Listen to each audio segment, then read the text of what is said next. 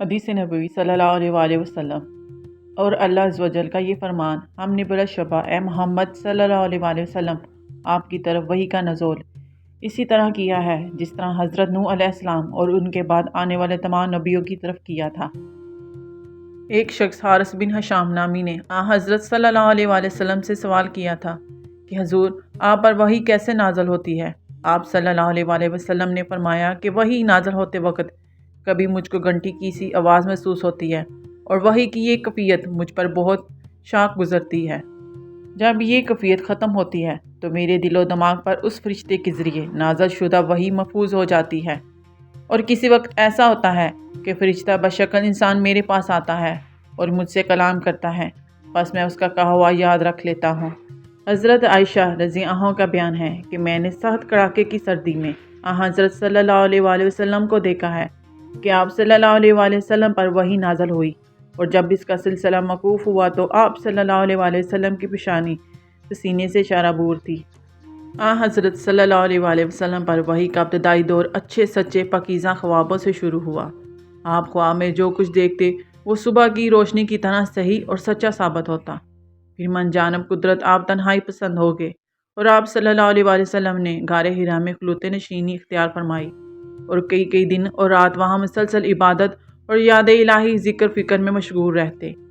جب تک گھر آنے کو دل نہ چاہتا تو شاہ ہمراہ لیے ہوئے وہاں رہتے، تو شاہ ختم ہونے پر بھی اہلیہ محترمہ حضرت ختیجہ رضی اللہ عنہا کے پاس تشریف لاتے، اور کچھ تو شاہ ہمراہ لے کر پھر وہاں جا کر خلوت گزین ہو جاتے۔ یہی طریقہ جاری رہا یہاں تک کہ آپ پر حق منکشف ہو گیا اور آپ غار حرا میں قیام پذیر تھے کہ اچانک حضرت جبریل علیہ السلام آپ کے پاس حاضر ہوئے اور کہنے لگے کہ اے محمد پڑھو۔ آپ فرماتے ہیں کہ میں نے کہا میں پڑھنا نہیں جانتا۔ آپ صلی اللہ علیہ وآلہ وسلم فرماتے ہیں کہ فرشتے نے مجھے پکڑ کر اتنی زور سے بینچا کہ میری طاقت جواب دے گئی۔ پھر مجھے چھوڑ کر کہا کہ پڑھو۔ میں نے پھر وہی جواب دیا کہ میں پڑھا ہوا نہیں ہوں۔ اس فرشتے نے مجھ کو نہایت ہی زور سے بینچا کہ مجھ کو سخت تکلیف محسوس ہوئی۔ پھر اس نے کہا کہ پڑھ۔ میں نے کہا کہ میں پڑھا ہوا نہیں ہوں۔ فرشتے نے تیسری بار مجھ کو پکڑا اور تیسری مرتبہ پھر مجھ کو بینچا، پھر مجھے چھوڑ دیا اور کہنے لگا کہ پڑھو اپنے رب کے نام کی مدد سے جس نے پیدا کیا اور انسان کو خون کی پھٹکی سے بنایا۔ پڑھو اور آپ کا رب بہت ہی مہربانیاں کرنے والا ہے۔ بس یہی آیتیں آپ حضرت جبریل علیہ السلام سے سن کر اس حال میں غار حرا سے واپس ہوئے کہ آپ کا دل اس انوکھے واقعہ سے کانپ رہا تھا۔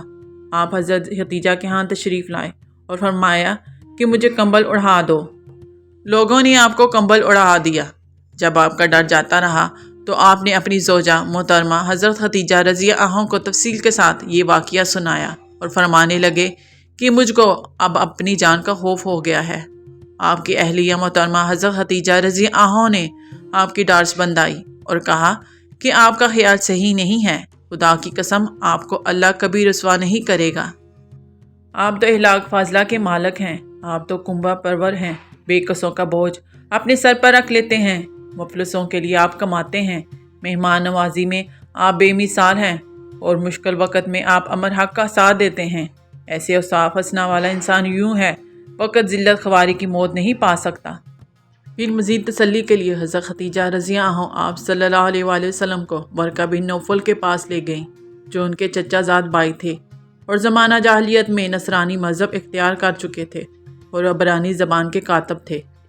چنانچہ انجیل کو بھی حسب منشائے خداوندی عبرانی زبان میں لکھا کرتے تھے۔ انجیل سریانی زبان میں نازل ہوئی تھی، پھر اس کا ترجمہ عبرانی زبان میں ہوا، ورقہ اسی کو لکھتے تھے۔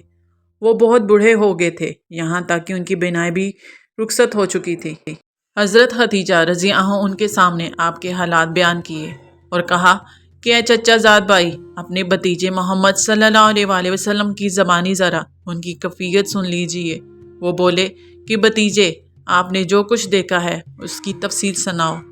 چنانچہ آپ صلی اللہ علیہ وآلہ وسلم نے از اول تا آخر پورا واقعہ سنایا، جسے سن کر ورقہ بے اختیار ہو کر بول اٹھے کہ یہ تو وہی ناموس معزز رازدان فرشتہ ہے جسے اللہ نے حضرت موسیٰ علیہ السلام پر وحی دے کر بھیجا تھا۔